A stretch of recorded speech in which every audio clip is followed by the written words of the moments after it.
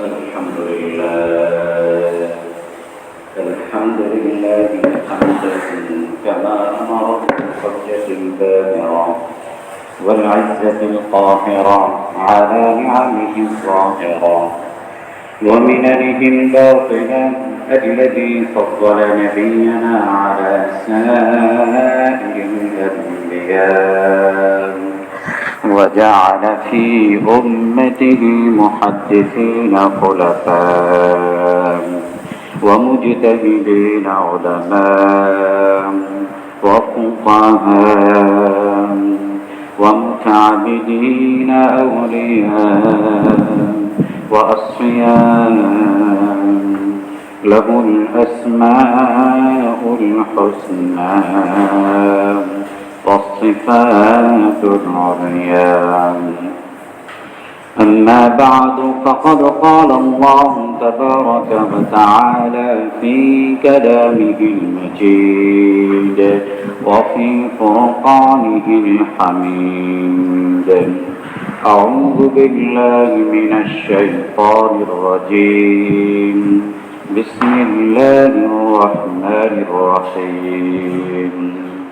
وأنزل الله عليك الكتاب والحكمة وعلمك ما لم تكن تعلم وكان فضل الله عليك عظيما. وقال رسول الله صلى الله عليه وسلم: تركت فيكم أمرين لن تضلوا ما تمسكتم بهما: كتاب الله وسنة نبيه، أو كما قال عليه الصلاة والسلام. সকলেই দরুদ শরীফ পাঠ করি।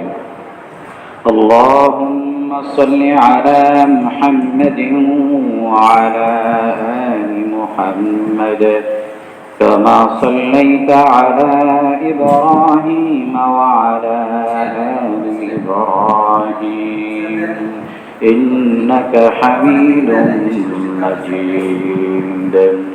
اللهم بارك على محمد وعلى آل محمد كما باركت على إبراهيم وعلى آل إبراهيم إنك حميد مجيد.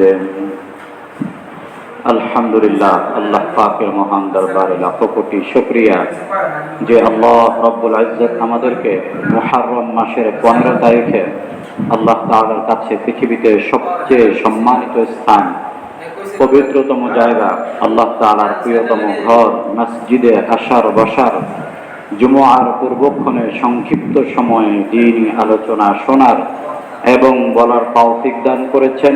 এজন্য সকলেই অন্তরে অন্তঃস্থল থেকে শুকরিয়া আদায় করি। কালিমাতুশ শুকুর, আলহামদুলিল্লাহ। আল্লাহ তাআলা ইসলাম ধর্মকে কিয়ামত পর্যন্ত পৃথিবীতে প্রতিষ্ঠা রাখার জন্য, ইসলাম ধর্মকে কিয়ামত পর্যন্ত প্রতিষ্ঠিত করে রাখার জন্য অতীব জরুরি দুটি বিষয়, দুটি বস্তু আমাদের জন্য রেখে দিয়েছেন। রাসূলুল্লাহ সাল্লাল্লাহু আলাইহি ওয়াসাল্লাম সেই দুটি বিষয়, দুটি বস্তু আমাদের কাছে আমানত রেখেছেন, সংরক্ষণ রেখে গিয়েছেন, হেফাজত করেছেন।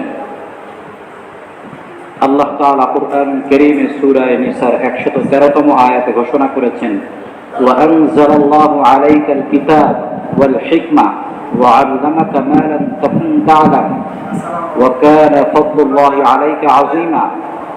যে আল্লাহ তাআলা আপনার উপরে কিতাব নাযিল করেছেন। রাসূলুল্লাহ সাল্লাল্লাহু আলাইহি ওয়াসাল্লামকে সম্বোধন করে আল্লাহ তাআলা বলছেন, আল্লাহ তাআলা আপনার উপরে কিতাব নাযিল করেছেন, কুরআন নাযিল করেছেন, ওয়াল হিকমা, এবং হিকমা দান করেছেন। হিকমার অনেক অর্থ রয়েছে। কুরআন কারীমে বিভিন্ন আয়াতে আল্লাহ তাআলা হিকমা শব্দ উল্লেখ করেছেন। তো হিকমার এক অর্থ হচ্ছে সুন্নাহ, হিকমার এক অর্থ হচ্ছে সুন্নাহ। আল্লাহ তাআলা আপনাকে কোরআন দান করেছেন, আল্লাহ তাআলা আপনাকে সুন্নাহ দান করেছেন, হাদিস দান করেছেন।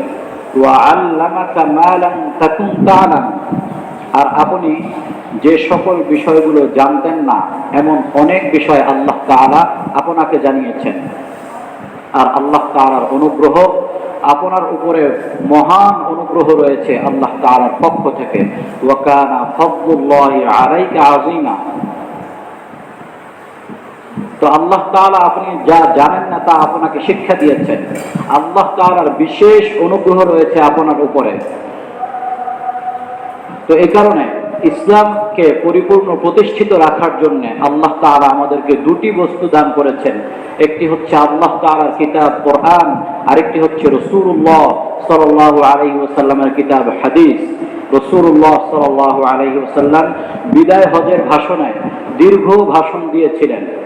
তো ভাষণের এক পর্যায়ে এসে রাসূলুল্লাহ সাল্লাল্লাহু আলাইহি ওয়াসাল্লাম বলেছিলেন, মুয়াত্তা মালিকের 2618তম হাদিস, তারাকতু ফীকুম আমরাইন, আমি তোমাদের সামনে দুটি বস্তু রেখে যাচ্ছি, দুটি বিষয় আমি তোমাদের কাছে রেখে যাচ্ছি।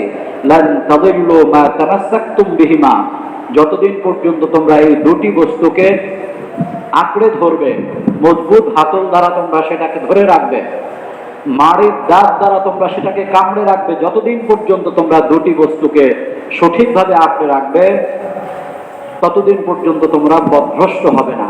কিছুতেই কেউ তোমাদেরকে পথভ্রষ্ট করতে পারবে না। কিতাব আল্লাহ ওয়া সুন্নাত নবীজি, একটি হচ্ছে আল্লাহ তাআলার কিতাব, আরেকটি হচ্ছে তার নবীর সুন্নাহ, তার নবীর সুন্নাহ হাদিস।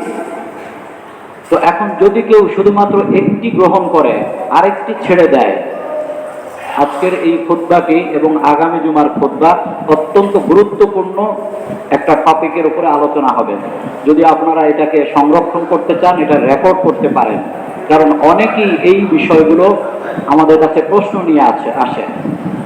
যে বিষয়গুলো আলোচনা হবে এই বিষয়গুলোর উপরে অনেকেই প্রশ্ন নিয়ে আসে, এবং বিভিন্ন মিডিয়ায়, আজকে প্রিন্ট মিডিয়া, সোশ্যাল মিডিয়ায় এই জাতীয় বিষয়গুলোর মাধ্যমে সাধারণ মুসলিম উম্মাহকে বিভ্রান্ত করা হচ্ছে। এবং সাধারণ সরল মুসলমান যাদের ঈমান রয়েছে, যাদের আমল রয়েছে, যারা 5 ওয়াক্ত নামাজ মসজিদে এসে আদায় করে, এমন সকল মুসল্লিদের মধ্যেও আজকে বিভিন্ন ধরনের সংশয়, বিভিন্ন ধরনের শুভা, বিভিন্ন ধরনের তাদের ভিতরে সংকীর্ণতা সৃষ্টি হচ্ছে। আর সেই সকল সংশয় সৃষ্টি হওয়ার কারণে তারা আমাদের কাছে এই সকল প্রশ্নগুলো নিয়ে আসছে।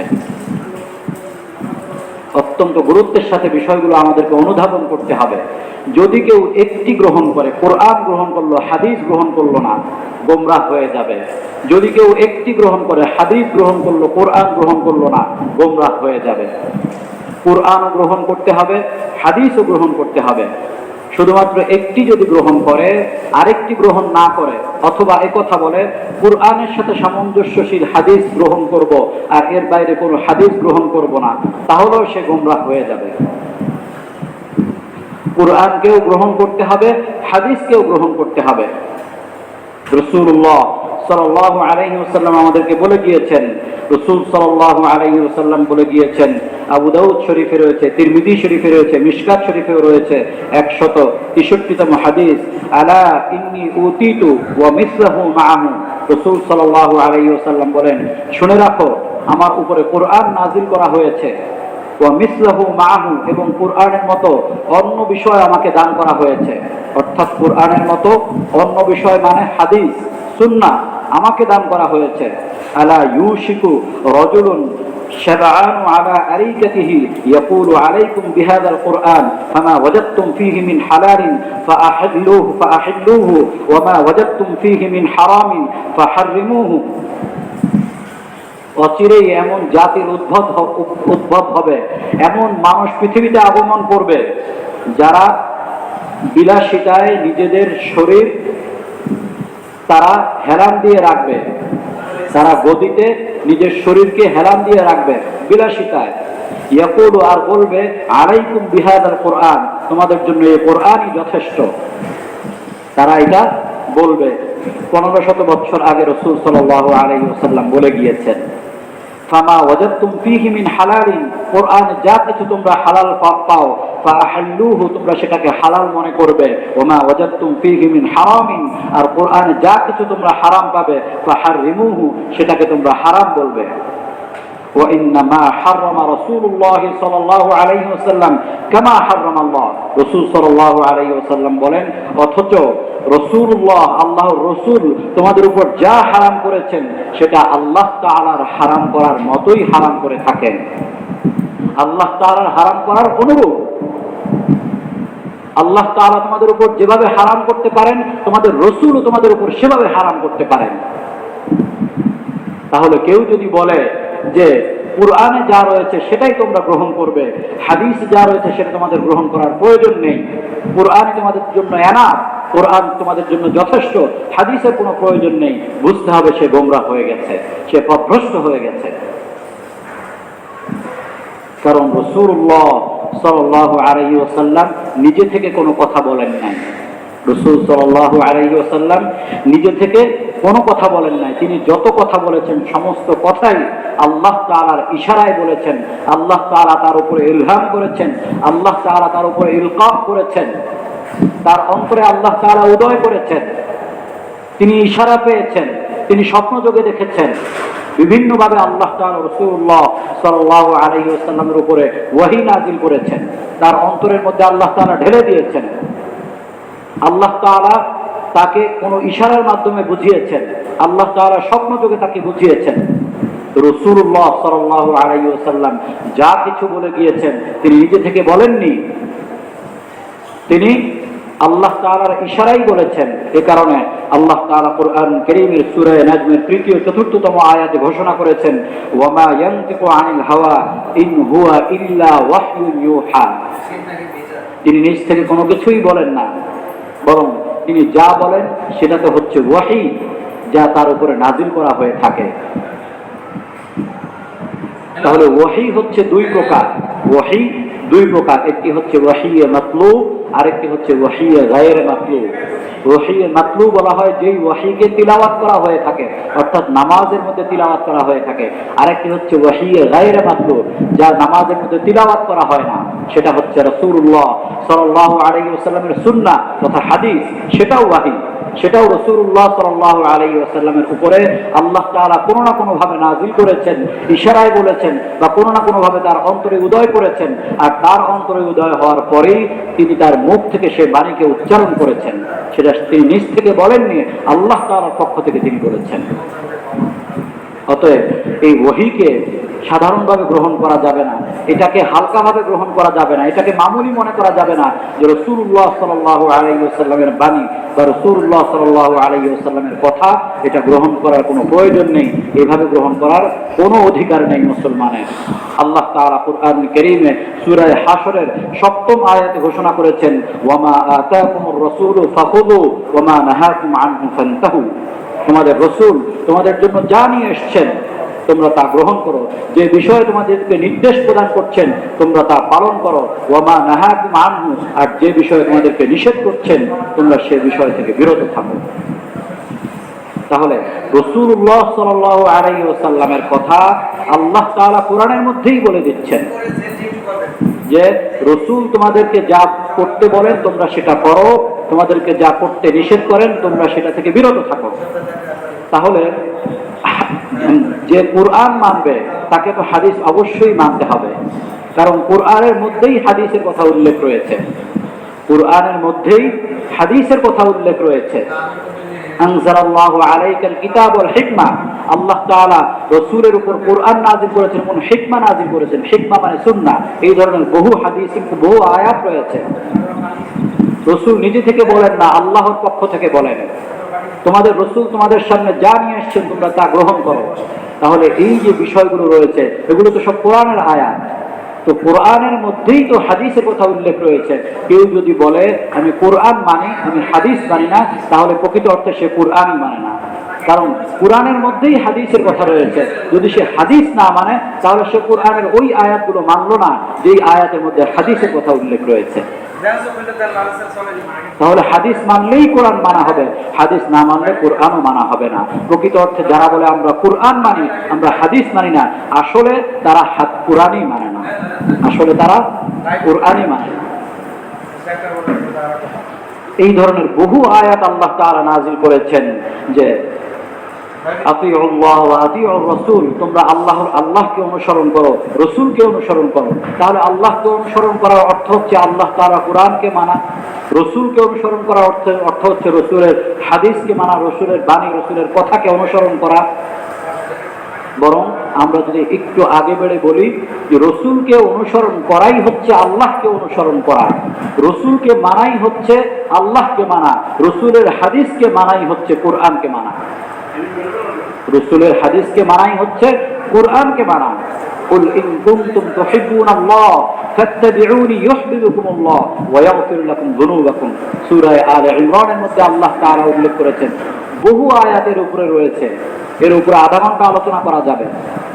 কোরআনের মধ্যে বহু আয়াতের উপরে রয়েছে যে নবী আপনি বলে দিন, যদি তোমরা আল্লাহ তাআলাকে ভালোবেসে থাকো তাহলে তোমরা আমার অনুসরণ করো, আল্লাহ তাআলা তোমাদেরকে ভালোবাসবেন।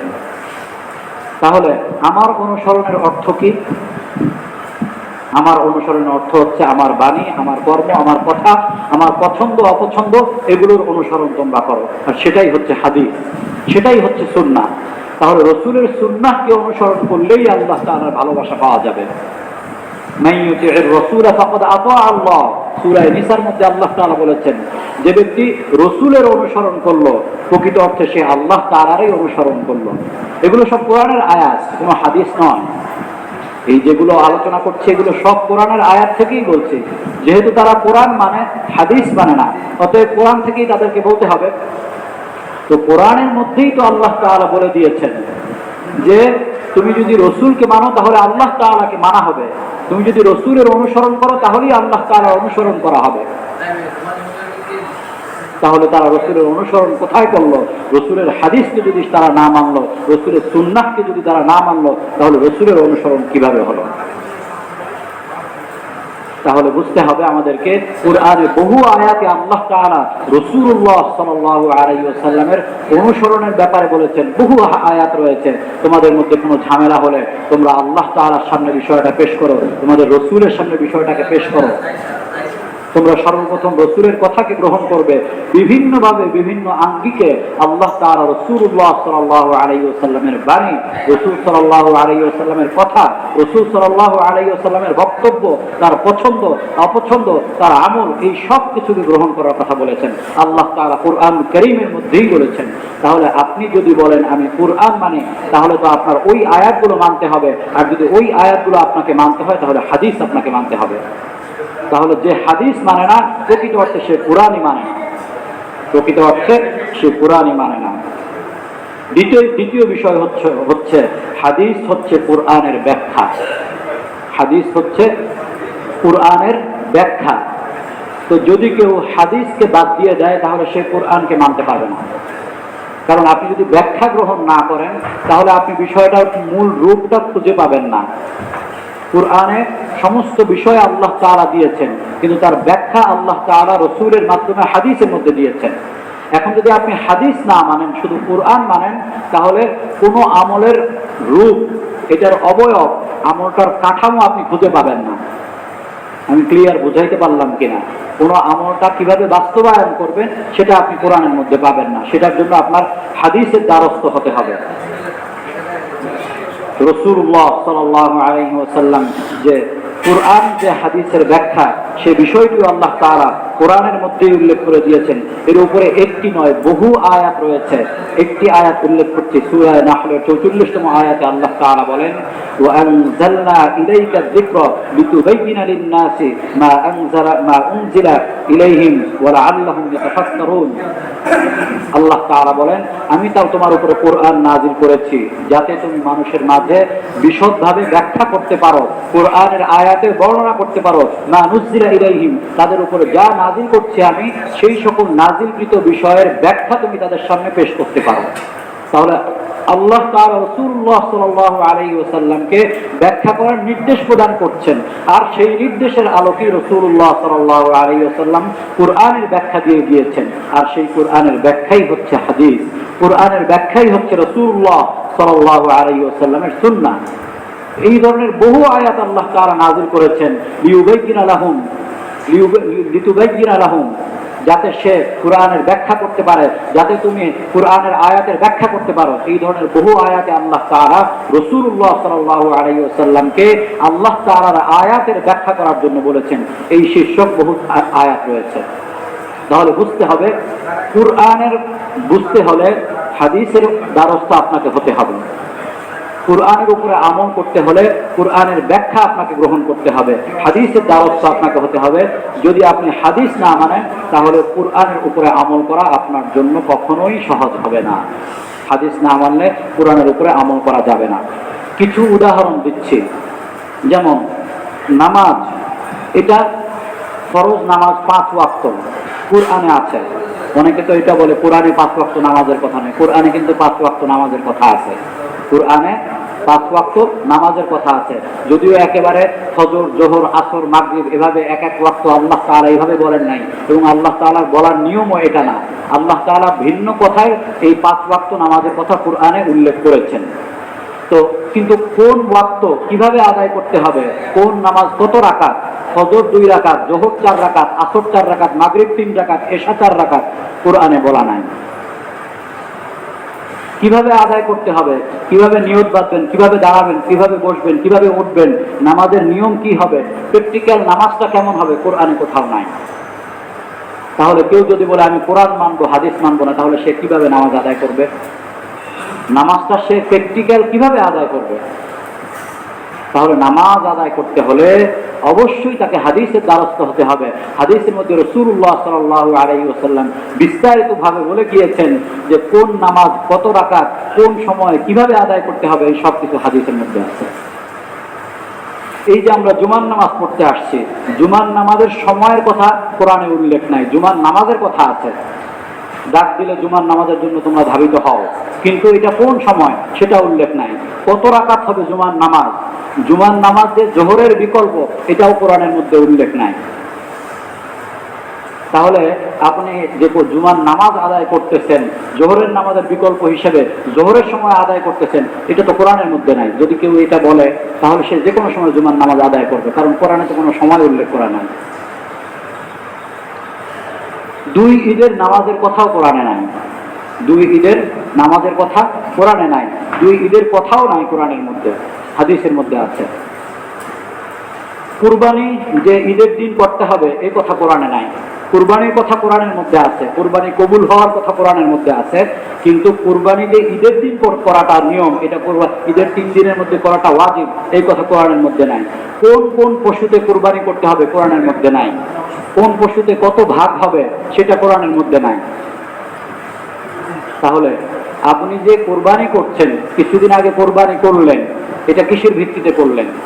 কোরআনে শুধু কোরবানির কথা উল্লেখ আছে, কিন্তু কিভাবে দিবেন, কোন দিন দিবেন, কোন সময় হবে, কিভাবে করতে হবে, এই বিস্তারিত কথা কোরআনের মধ্যে নাই। যাকাতের কথা কোরআনের মধ্যে আছে, কোন কোন সম্পদে যাকাত হবে, খাত উল্লেখ করা আছে কাদেরকে দেওয়া হবে, কিন্তু কোন কোন সম্পদ থেকে যাকাত হবে, কি পরিমাণে হবে, 40 ভাগের 1 ভাগ হবে, কি পরিমাণ হলে আপনি নিসাব পরিমাণ মালের মালিক হবেন, এগুলো কোরআনের মধ্যে নাই। এগুলো কোরআনের মধ্যে নাই। ফিতরার কথা কোরআনের মধ্যে নাই, প্রতি বছর যে ঈদের সময় ফিতরা দিচ্ছেন, কোরআনের মধ্যে নাই। তাহলে কিভাবে আপনি আদায় করবেন? যাকাতের কথা আছে, খাত উল্লেখ করা আছে, বিভিন্ন ওয়াকিমুস সালাহ ওয়া আতুজ যাকাত, যাকাতের কথা আছে। এখন আপনি যাকাত আদায় করবেন শুধু ওই সকল খাতে, কিন্তু আপনি জানেন না যে কি পরিমাণ আপনি আদায় করবেন, কোন সম্পদ থেকে আদায় করবেন, এগুলি আপনি জানেন না, কারণ কোরআনেতে উল্লেখ নাই। কোরআনের মধ্যে হারাম ভক্ষণ থেকে নিষেধ করা হয়েছে, হারাম ভক্ষণ থেকে নিষেধ করা হয়েছে। তো হারামের মধ্যে অনেক বিষয় কোরআনের মধ্যে উল্লেখ করা হয় নাই, যেমন কুকুর, শকুনের গোশত ভক্ষণ করা হারাম, কোরআনে নাই।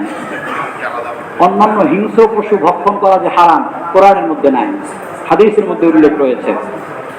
কোরআনে মৃত প্রাণী ভক্ষণ করা হারাম উল্লেখ করা আছে, কোরআনে মৃত পশু, মৃত প্রাণী ভক্ষণ করা হারাম উল্লেখ করা আছে। কিন্তু আমরা তো সবাই মাছ খাই, মাছ খেয়ে থাকি, মাছ তো মৃত, তাহলে কোরআনের মধ্যে তো আছে মৃত পশু ভক্ষণ করা যাবে না, মৃত প্রাণী ভক্ষণ করা না। আপনি আমি তো মাছ খাচ্ছি, মাছ তো মৃত। হাদিসের মধ্যে মাছের কথা আছে, হাদিসের মধ্যে মাছ ভক্ষণের কথা উল্লেখ আছে, সেজন্য মাছ হালাল।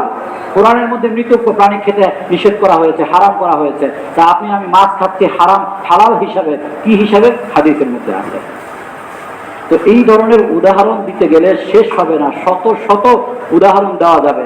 চোরের কথা কোরআনের মধ্যে আছে, চোরের কথা, চোর এবং চুন্নির হাত কেটে দাও। কতটুকু চুরি করলে হাত কাটতে হবে? 1 টাকা চুরি করলে হাত কাটা যাবে? কি পরিমাণ কাটতে হবে? হাতের কতটুকু কাটা যাবে? এখান থেকে কাটবেন না এখান থেকে কাটবেন, এগুলো কোরআনের মধ্যে উল্লেখ নাই। যদি বারবার করে, দুইবার চুরি করার পরে 2 হাত কেটে ফেলছেন, এখন আপনার হাতই নাই, এরপরও চুরি করছে, তারপরে কি করবেন? কোরআনে উল্লেখ নাই। তাহলে বুঝতে হবে এই বিষয়গুলো সবকিছু কোরআনে নাই। ওযুর বিষয় কোরআনের মধ্যে উল্লেখ আছে, কিন্তু ওযু কখন করতে হবে, কি কি কারণে ওযু চলে যায়, সেটা কোরআনের মধ্যে উল্লেখ নাই। তায়াম্মুমের বিষয় কোরআনের মধ্যে উল্লেখ আছে, তায়াম্মুম কোন মাটি দিয়ে করা যাবে, কখন তায়াম্মুম করা আপনার উপরে আসবে, কখন করা যাবে না, এই বিষয়গুলো বিস্তারিত কোরআনের মধ্যে উল্লেখ নাই। তাহলে বিষয়টা হচ্ছে যে কোরআনের মধ্যে সমস্ত বিষয় আপনি পাবেন না, কোরআনের ব্যাখ্যা হাদিসের মধ্যে আপনাকে আসতে হবে, কোরআনের ব্যাখ্যা হাদিসে পাবেন, সেখানে আপনি এই সকল বিষয়গুলো পেয়ে যাবেন। এই ধরনের আরো শত শত বিষয় আছে, উদাহরণ দিলে শেষ করা যাবে না, যেগুলো কোরআনের মধ্যে বিস্তর উল্লেখ নাই, হাদিসের মধ্যে উল্লেখ আছে। এখন একটা প্রশ্ন আমাদের মনের মধ্যে আসছে, অনেকে এই পর্যন্ত বহু ব্যক্তি এই প্রশ্ন আমাকে করেছেন, এবং এটা ওই সকল ভাইদেরও প্রশ্ন যারা শুধুমাত্র কোরআন মানে এই কথা বলে, কিন্তু তারা আসলে তো কোরআনই তারা মানে না, তারা নিজেদেরকে আহলে কোরআন বলে থাকে। ওই সকল ব্যক্তিদেরও প্রশ্ন, সেটা হচ্ছে কোরআনের মধ্যে আল্লাহ তাআলা বিভিন্ন জায়গায় মুবায়্যিনাত শব্দ উল্লেখ করেছেন, বায়্যিনাত শব্দ উল্লেখ করেছেন, আয়াতিন মুবায়্যিনাত। তো আল্লাহ তাআলা বলেছেন কোরআনে আমি সুস্পষ্ট আয়াত সমূহ নাজিল করেছি, বিশদ ব্যাখ্যা সহকারে আয়াত নাজিল করেছি। তাহলে কোরআনের মধ্যেই তো আল্লাহ তাআলা বারবার কথা বললেন, হুদাল লিন-নাস, মুবায়্যিনাত, বায়্যিনাত। তো মানুষের জন্য এই কোরআন হেদায়েত, এবং এটাকে আল্লাহ তাআলা বিশদভাবে বর্ণনা করেছেন, এটা আল্লাহ তাআলা ব্যাখ্যা সহকারে বর্ণনা করেছেন, সুস্পষ্টভাবে বর্ণনা করেছেন। এখন আপনি যদি বলেন কোরআনের পরে আবার হাদিস লাগবে, তাহলে তো আপনি কোরআন যে সুস্পষ্ট আল্লাহ তাআলা বললেন এটা আপনি মানলেন না। সুস্পষ্ট হলো কিভাবে যদি আপনার হাদিসের দ্বারস্থ হতে হয়? অথচ কোরআনে আল্লাহ তাআলা সুস্পষ্টের কথা বলেছেন। যদি সুস্পষ্টই হয়ে থাকে, যদি বিশদের কথা আল্লাহ তাআলা বলে থাকেন, তাহলে কেন আপনাকে আবার হাদিস গ্রহণ করতে হবে? আপনার হাদিস গ্রহণের প্রয়োজন নাই, কারণ আল্লাহ তাআলা কোরআনে বিভিন্ন আয়াতে বলেছেন আয়াতিন মুবায়্যিনাত, আমি সুস্পষ্ট বিশদ আয়াতসমূহ আমি নাযিল করেছি। অতএব বিশদের কথা আল্লাহ তাআলা যেহেতু বলেছেন, সুস্পষ্টের কথা বলেছেন, অতএব ব্যাখ্যার জন্য আপনার হাদিসের দ্বারস্থ হওয়ার প্রয়োজন নাই। এই প্রশ্ন তাদেরও, এবং এই প্রশ্ন আমাদের সরল মুসলমানের মধ্যেও আজকে প্রবেশ করছে। তো এই প্রশ্নের উত্তর হচ্ছে আল্লাহ তাআলা কোরআনের মধ্যে সকল বিষয় নাজিল করেছেন মৌলিকভাবে, সংক্ষিপ্ত আকারে, এবং সেই মৌলিক বিষয়গুলোকে বিশদভাবে বর্ণনা করেছেন। মৌলিক বিষয়গুলো সুস্পষ্টভাবে বর্ণনা করেছেন, কারণ মূল বিষয়গুলো যদি সুস্পষ্টভাবে বর্ণনা আল্লাহ তাআলা না করেন, তাহলে তো মানুষ মূলেই বিষয়টা বুঝবে না, মূলগতভাবেই সে বিষয়টা অনুধাবন করতে পারবে না, উপলব্ধি করতে পারবে না। সেই কারণে আল্লাহ তাআলা কুরআন কারীমের সকল বিষয়ই বর্ণনা করেছেন, কিন্তু সকল বিষয় বিস্তারিত বর্ণনা করেননি। সকল বিষয়ের মূল বিষয়, নামাজের কথা আছে, রোজার কথা আছে, হজের কথা আছে, যাকাতের কথা আছে, সাদাকার কথা আছে, সমস্ত বিষয় কোরআনের মধ্যে হালালের কথা আছে, হারামের কথা আছে, সব বিষয়ই আছে। কিন্তু আল্লাহ তাআলা মৌলিক হেডলাইন, সূচিপত্র, ভূমিকা, আমরা যেটা ভূমিকা বলি, একটা বইয়ের ভূমিকার মধ্যে পুরো বইয়ের বিষয়টাকে সেখানে উল্লেখ করা হয়ে থাকে, ফেজটাকে সেখানে উল্লেখ করা হয়। সূচিপত্রের মধ্যে একটা বইয়ের পুরো বিষয়, সূচিপত্র দেখলে বোঝা যায় এই বইটার মধ্যে কি কি আছে। তো কোরআন হচ্ছে মানুষের জীবন বিধানের সূচিপত্র, কোরআন হচ্ছে মানুষের জীবন বিধানের ভূমিকা স্বরূপ। এর মধ্যে মৌলিকভাবে সকল বিষয় উল্লেখ করা আছে, কিন্তু কোনো বিষয় বিস্তারিতভাবে উল্লেখ করা নাই। তো আল্লাহ তাআলা যে বললেন সুস্পষ্ট, এ কথার অর্থ হচ্ছে এই যে মৌলিক যে বিষয়গুলো আল্লাহ তাআলা উল্লেখ করেছেন, সেই মূল বিষয়গুলো সুস্পষ্টভাবে, বিশদভাবে আল্লাহ তাআলা বর্ণনা করেছেন। এটা হচ্ছে প্রথম বিষয়। দ্বিতীয় বিষয় হচ্ছে কোরআনকে আল্লাহ তাআলা সংক্ষিপ্ত আকারে নাজিল করেছেন। কেন করেছেন? এটাকে আল্লাহ তাআলা মানুষের সিনার মধ্যে রাখতে চান। এর ফজিলত আল্লাহ তাআলা কিয়ামতের ময়দানে দান করবেন। কিয়ামত পর্যন্ত যেন এই কোরআনকে আল্লাহ তাআলা সংরক্ষণ করতে পারেন, এটাকে হিফজের ব্যবস্থা রাখতে পারেন পৃথিবীতে, এটাকে যেন সহজে মানুষ মুখস্থ করতে পারে, সেজন্য আল্লাহ তাআলা কোরআনকে সংক্ষিপ্ত রেখেছেন। যদি পুরো জীবন ব্যবস্থাই আল্লাহ তাআলা হাদিসের মতো কোরআনের মধ্যে নাজিল করতেন, তাহলে এই পুরো মসজিদ ভরে যাইত, এরপরও জীবন বিধানের কথা শেষ হইতো না। এই যে মসজিদ, এই মসজিদ পুরো ভরে যাইত কোরআনের আয়াতে। তাহলে এত বড় কোরআন কে মুখস্থ করতে পারবে? এত বড় কোরআন যার হাজার হাজার খণ্ড, এগুলা কে মুখস্থ করতে পারবে? সেজন্য আল্লাহ তাআলা সমস্ত হাদিসের ভূমিকা স্বরূপ কোরআনকে এত সংক্ষিপ্ত আকারে নাজিল করে দিয়েছেন, যেটা হাফেজরা মুখস্থ করতে পারে, যেটা যারা মুখস্থ করতে চায় তারা যেন এটাকে মুখস্থ রাখতে পারে। আর মুখস্থ রাখার পরে এইটাকে অনুসরণ করে হাদিসের মধ্যে থেকে এটার সাথে সামঞ্জস্য করে তারা হাদিস থেকে ব্যাখ্যা গ্রহণ করবে। সেই জন্য আল্লাহ তাআলা এই সংবিধান হিসেবে, মূল হিসেবে, সূচিপত্র হিসেবে আল্লাহ তাআলা কোরআনকে মুখস্থের জন্য এটাকে সংক্ষিপ্ত আকারে নাজিল করেছেন। কিন্তু কোরআনের মধ্যে সব বিষয়ই আছে, মৌলিকভাবে আছে, মতন হিসেবে আছে, সংক্ষিপ্ত আকারে আছে, বিশদভাবে আছে, এটাকে সুস্পষ্টভাবে আল্লাহ তাআলা উল্লেখ করেছেন। কিন্তু এর বিস্তারিত আমলযোগ্য করতে গেলে, প্র্যাকটিক্যাল এটাকে করতে গেলে, এটাকে বিস্তারিতভাবে উল্লেখ করতে গেলে আপনাকে অবশ্যই হাদিসের ধারস্থ হতে হবে, এবং হাদিসের মধ্যে এসে আপনি এই সব কিছুই পেয়ে যাবেন।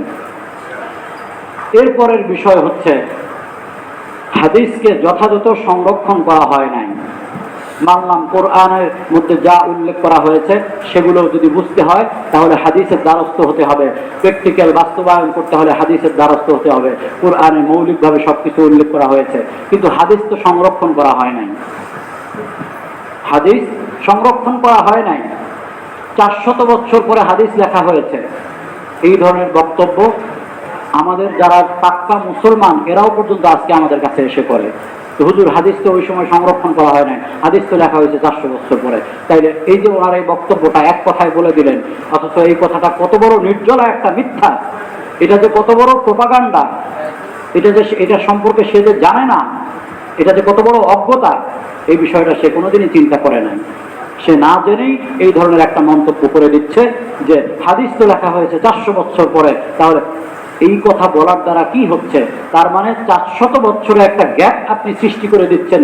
রাসূলুল্লাহ সাল্লাল্লাহু আলাইহি ওয়াসাল্লাম থেকে নিয়ে হাদিস সংরক্ষণ করা হয়নি, পরে যখন এটাকে সংরক্ষণ করা হয়েছে, পরে যখন এটাকে লিপিবদ্ধ করা হয়েছে, তখন যা ইচ্ছে তার তৎকালীন সময়ের বুখারী, মুসলিম, তিরমিজি, আবু দাউদ, নাসাই, বড় বড় ইমামরা ছিলেন, তারা যা যাচ্ছে তাই সেখানে লিপিবদ্ধ করে গিয়েছে। সে তার মধ্যে ভুলভাল লিখছে, কারণ আগে তো যোগসূত্র ছিল না, সংরক্ষণ করা হয় নাই। পরে তো তাদের মন মতো যেটা ভালো লাগছে সেটা তাদের সামাজিকতার অবস্থা চিন্তা করে লিখছে। অতএব এই সকল হাদিস আমরা গ্রহণ করতে পারবো না। হাদিস তো সংরক্ষণ করা হয় না। সময় শেষ হয়ে গিয়েছে, আরো অনেক আলোচনা আগামী সপ্তাহে ইনশাআল্লাহ আলোচনা করা হবে। সর্বপ্রথম আমি সংক্ষেপে দুটা কথা বলে নেই। হাদিস রাসূলুল্লাহ কয়েকটা যুগে হাদিস সংরক্ষণ করা হয়েছে। 1 নম্বর, নবী যুগে হাদিস সংরক্ষণ বিস্তারিত সহিভাবে উল্লেখ রয়েছে। সাহাবায়ে কেরামের যুগে হাদিস সংরক্ষণ, তাবেঈদের যুগে হাদিস সংরক্ষণ, তাবেঈদের যুগে হাদিস সংরক্ষণ, হিজরি প্রথম শতকে হাদিস সংরক্ষণ, হিজরি দ্বিতীয় শতকে হাদিস সংরক্ষণ, হিজরি তৃতীয় শতকে হাদিস সংরক্ষণ, হিজরি চতুর্থ শতকে হাদিস সংরক্ষণ। এই 7টি ধাপে আলোচনা হবে ইনশাআল্লাহ। রাসূলের যুগে, সাহাবীদের যুগে, তাবেঈদের যুগে, তাবেঈদের যুগে, এরপরে হিজরি প্রথম শতক, দ্বিতীয় শতক, তৃতীয় শতক, চতুর্থ শতকে কিভাবে সিরিয়ালি হাদিসকে সংরক্ষণ করা হয়েছে এর উপরে ইনশাআল্লাহ আলোচনা করা হবে আগামী জুমায়। নবী যুগে 4টা পদ্ধতিতে হাদিস সংরক্ষণ করা হয়েছে, মূলটা উল্লেখ করছে, বিস্তারিত আগামী জুমায় বলবো। নবী যুগে 4 পদ্ধতিতে হাদিস সংরক্ষণ করা হয়েছে। প্রথম, আরবদের প্রখর স্মৃতিশক্তির মাধ্যমে। আল্লাহ তাআলা আরবদেরকে প্রখর স্মৃতিশক্তি, ধীশক্তি, মেধাশক্তি তাদেরকে দান করেছিলেন। আরবদের মেধাশক্তি আপনি কল্পনা করতে পারবেন না। আপনি আপনার নিজের বংশ বলতে পারবেন না, আপনি আপনার নিজের বংশ পিছনে গেলে 7 পুরুষের বেশি বলতে পারবেন না। অথচ আরব জাতি শুধু নিজের বংশ নয়, তার সকল আত্মীয় স্বজনের বংশ আদম আলাইহিস সালাম পর্যন্ত মনে রাখতে পারত। চিন্তা করছেন কিরকম ধীশক্তি? আমরা তো রাসূলুল্লাহ সাল্লাল্লাহু আলাইহি ওয়াসাল্লামের বংশ আদম আলাইহিস সালাম পর্যন্ত বলতে পারি, আর বাকিদেরটা বলতে পারি না। আর তৎকালীন সময়ের আরবরা শুধু নিজের নয়, আত্মীয় স্বজনের বংশ প্রমাণ করতে রাখতে পারত।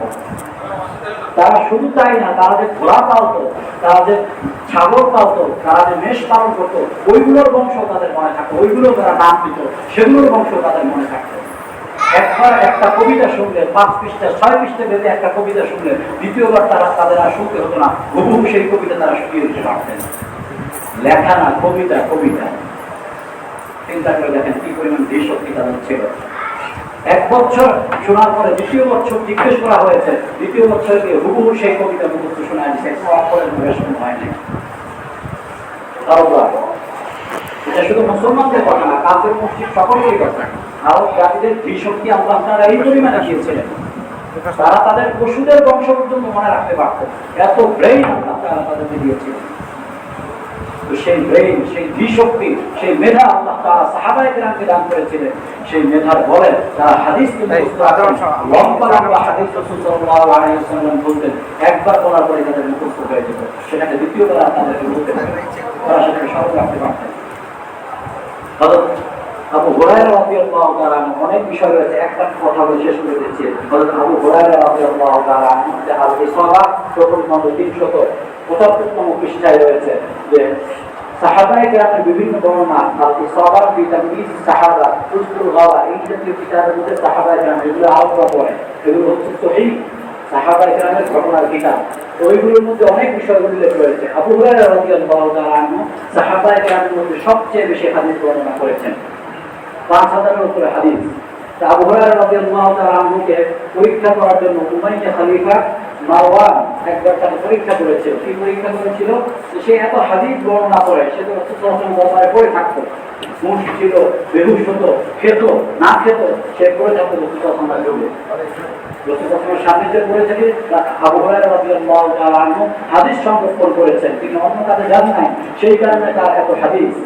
তো আবু হুরায়রা রাদিয়াল্লাহু তাআলা আনহুকে পরীক্ষা করেছিলেন। তিনি খলিফা মারওয়ানের কাছে যাওয়ার পরে খলিফা মারওয়ান তাকে তার মুখস্থ করা হাদিস সম্পর্কে জিজ্ঞেস করলেন। তিনি অনেকগুলো হাদিস বর্ণনা করলেন। পর্দার পাশে উনি আরেকজন ব্যক্তিকে রাখলেন, উনি যত হাদিস বলবে প্রত্যেকটা হাদিস তিনি লিপিবদ্ধ করে রাখবেন। তো সেই লোক পেছন দিক থেকে সব লিখে রাখলো। পরবর্তী বছর খলিফা মারওয়ান আবার আবু হুরায়রাকে ডাকলেন, ডাকার পরে বলল, গত বছর তুমি যে আমার এখানে হাদিসগুলো শুনিয়েছিলে, আজকে সেই হাদিসগুলো আবার শোনাও। তুমি বলেন না তুমি এই হাদিস শোনাও, তুমি জাস্ট এতটুকু বলেছেন গত বছরের হাদিসগুলো তুমি আবার শোনাও। আবু হুরায়রা রাদিয়াল্লাহু তাআলা আনহু যেইভাবে, যে সিরিয়ালে, যেটা হাতে, যেটা পরে শোনাইছেন